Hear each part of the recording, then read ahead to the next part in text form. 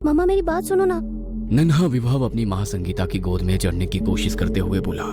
संगीता ने उसे गोद में लेते हुए कहा, बस थोड़ी देर और रुक जाओ बेटा, मैं ये अंतिम खिलौना डिजाइन कर लूं, फिर तुमसे ढेर सारी बातें करूंगी। संगीता एक जानी मानी खिलौना निर्माता कंपनी की हेड डिजाइनर थी। कोरोना महामारी की वजह से घोषित लॉकडाउन के कारण आजकल वो घर से ही अपना काम कर रही थी। संगीता और विभव के अलावा उनके घर में विभव की आया रहती थी, लेकिन लॉकडाउन के कारण वो अपने गांव से वापस नहीं आ पाई थी। विभव 6 वर्ष का बहुत ही प्यारा और बातूनी सा बच्चा था। हर समय उसकी जुबान पर कोई ना कोई कहानी मौजूद रहती थी। पहले तो उसकी आया चाव से उसकी कहानियां सुनती थी, लेकिन अभी वो भी छुट्टी पर थी और संगीता अपने काम में ही व्यस्त रहती थी, जिसके कारण विभव उदास रहने लगा था। जैसे ही संगीता ने अपना कंप्यूटर बंद किया, मम्मा आप मेरे लिए एक बोलने वाली गुड़िया बना दो, फिर मैं आपको डिस्टर्ब नहीं करूंगा और उसी से अपनी सारी बातें किया करूंगा। विभव की भोली सी बात सुनकर संगीता हंस पड़ी। कुछ सोचकर वो उठी और स्टोर रूम में चली गई। पिछले ही सप्ताह संगीता के डिजाइन किए हुए कुछ खिलौने फैक्ट्री से जांच के लिए उसके पास आए थे, जो अचानक कोरोना की वजह से दफ्तर बंद हो जाने के कारण उसके घर पर ही रह गए थे। संगीता ने उन खिलौनों में से एक गुड़िया निकालकर विभव को खेलने के लिए दे दी। वो गुड़िया वैसे तो दिखने में बहुत ही सुंदर थी, लेकिन उसकी आंखें कुछ गड़ू सी हो गई थी, जो कभी कभी डरावना सा एहसास दे जाती थी। विभव ने जैसे ही वो गुड़िया देखी, वो खुशी से उछल पड़ा। अरे वाह मम्मा, आप कितनी अच्छी हैं, इतनी जल्दी आप मेरे लिए इतनी प्यारी गुड़िया ले आई। अब तो मैं इससे खूब सारी बातें करूंगा। विभव अब गुड़िया को लेकर अपने कमरे में चला गया और संगीता खाना बनाने में जुट गई। कुछ देर के बाद जब संगीता और विभव खाने के लिए बैठे, तो संगीता ने देखा कि विभव ने न सिर्फ बहुत जल्दी खा लिया, बल्कि उसने संगीता की प्लेट से भी खाना लेकर खाना खाना शुरू कर दिया। संगीता थोड़ी हैरान हुई, फिर उसने सोचा कि शायद देर तक खेलने के कारण विभव को ज्यादा भूख लग गई होगी। खाना निपटाकर संगीता एक बार फिर अपने कंप्यूटर के आगे बैठ गई और विभव अपनी नई गुड़िया से खेलने में मग्न हो गया। अभी कुछ ही मिनट बीते ही होंगे कि विभव के हंसने की आवाज से संगीता का ध्यान भंग हुआ। उसे आज विभव की हंसी बदली हुई सी लगी। वो चौंक कर उसके पास पहुंची तो उसने देखा विभव गुड़िया को लिए अलमारी के ऊपर चढ़कर बैठा हुआ था। उसे यूं देखकर संगीता घबरा सी गई। तुम अलमारी पर कैसे चढ़े? अगर गिर जाते तो क्या होता? इस लॉकडाउन में मैं तुम्हें कैसे घर से बाहर हॉस्पिटल लेकर जाती, और हॉस्पिटल में अगर तुम्हें या मुझे इन्फेक्शन हो जाएगा तो क्या होगा? पता नहीं ये कौन सा नया खेल सूझा है तुम्हें। चलो जल्दी नीचे आओ। ओफो मम्मा, कितना मजा तो आ रहा है। मेरी गुड़िया ने मुझसे कहा है कि हम यहाँ बैठकर खेलेंगे, इसीलिए मुझे इसकी बात माननी पड़ी और फिर उसका हाथ पकड़कर मैं आसानी से यहाँ ऊपर आ गया। संगीता विभव की कहानियां बनाने की आदत से वाकिफ थी, इसलिए उसने इस बात पर ध्यान नहीं दिया और किसी तरह विभव को अलमारी से नीचे उतारा। अब तुम्हें अकेले अपने कमरे में खेलने की जरूरत नहीं है, तुम मेरे सामने बैठकर ही खेलो। विभव को अपने सामने देखकर संगीता ने राहत की सांस ली और अपने काम में लग गई। अब कुछ न कुछ अजीब घटनाएं रोज का क्रम बनती जा रही थी। कभी विभव जरूरत से ज्यादा खाता तो कभी अजीब सी आवाज में हंसता, कभी वो पलक झपकते ही किसी ऊंची जगह पर बैठा हुआ नजर आता, तो कभी उसका चेहरा संगीता को डरावना सा एहसास देता। विभव की हर बात में ये बात जुड़ी होती कि गुड़िया ने बोला ऐसा करो वैसा करो, लेकिन संगीता इसे विभव का बचपना समझकर भुला देती थी। इन सब बातों के असर से संगीता को लगने लगा कि वो शायद जरूरत से ज्यादा अपने काम में उलझ गई है और आराम के अभाव में उसे अजीब अजीब बातें दिखाई सुनाई पड़ने लगी हैं। इसलिए उसने तय किया कि वो कल ही अपने बॉस से बात करके 2 दिन की छुट्टी ले लेगी और अपने साथ साथ विभव का भी पूरा ख्याल रखेगी। लेकिन अभी रात बाकी थी। संगीता ने रात के खाने के लिए जैसे ही विभव को आवाज दी, नहीं मम्मा, मुझे नहीं खाना है। विभव का जवाब सुनकर परेशान सी संगीता उसके कमरे में पहुंचकर बोली, क्यों नहीं खाओगे? चलो जिद मत करो। गुड़िया ने मुझे खाने के लिए मना किया है। अगर मैं खाना नहीं खाऊंगा तो धीरे धीरे मर जाऊंगा और फिर उसकी तरह ही गुड़िया बनकर हमेशा के लिए उसकी दुनिया में उसके साथ रहूंगा। विभव ने अजीब सी आवाज में कहा।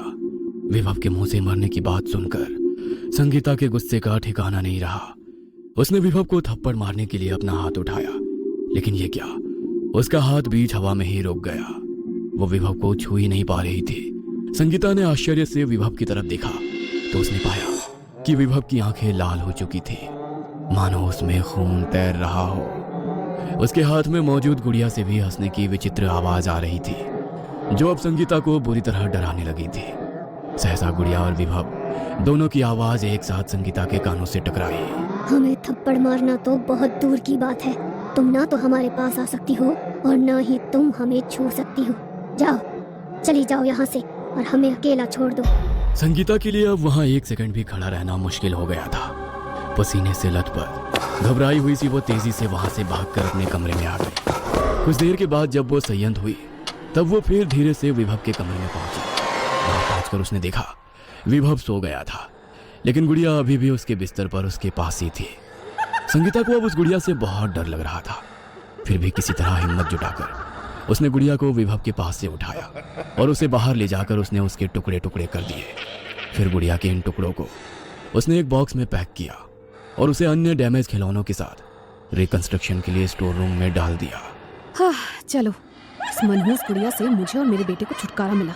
स्टोर रूम का दरवाजा बंद करते हुए संगीता स्वयं से बोली। अभी वो खुश होते हुए विभव के कमरे में पहुंची ही थी कि उसके मुंह से जोरों की चीख निकल गई। बिस्तर पर विभव की जगह वही गुड़िया लेटी हुई थी और विभव एक गुड्डे के रूप में उसके हाथ में था। तुम्हें क्या लगा तुमने मुझे खत्म कर दिया? मुझे कोई खत्म नहीं कर सकता। मैं एक श्राप हूँ, ऐसा श्राप जिसे कोई नहीं मिटा सकता। मुझे अपनी दुनिया में अपने जैसे कुछ साथी चाहिए थे। देखो, मैंने एक साथी ढूंढ लिया है। अब तुम्हारा विभव भी गुड्डा बन चुका है। देखो। गुड़िया ने गड़ुमड़ू होती हुई अपनी आंखों को नचाते हुए कहा।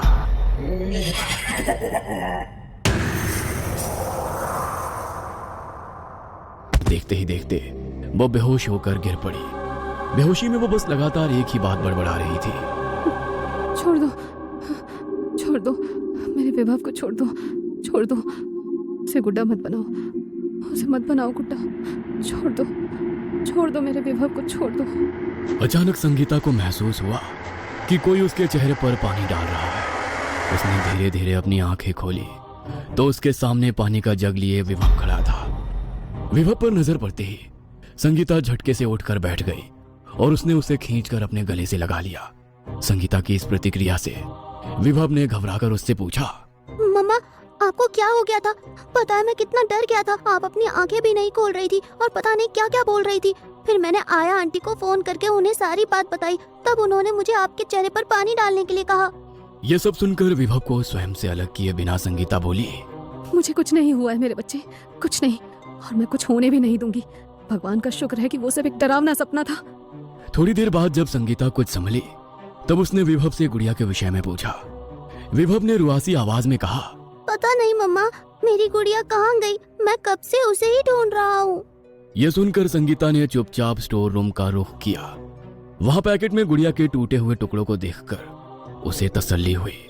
संगीता ने तुरंत माचिस निकाली और गुड़िया के टुकड़ों में आग लगा दी।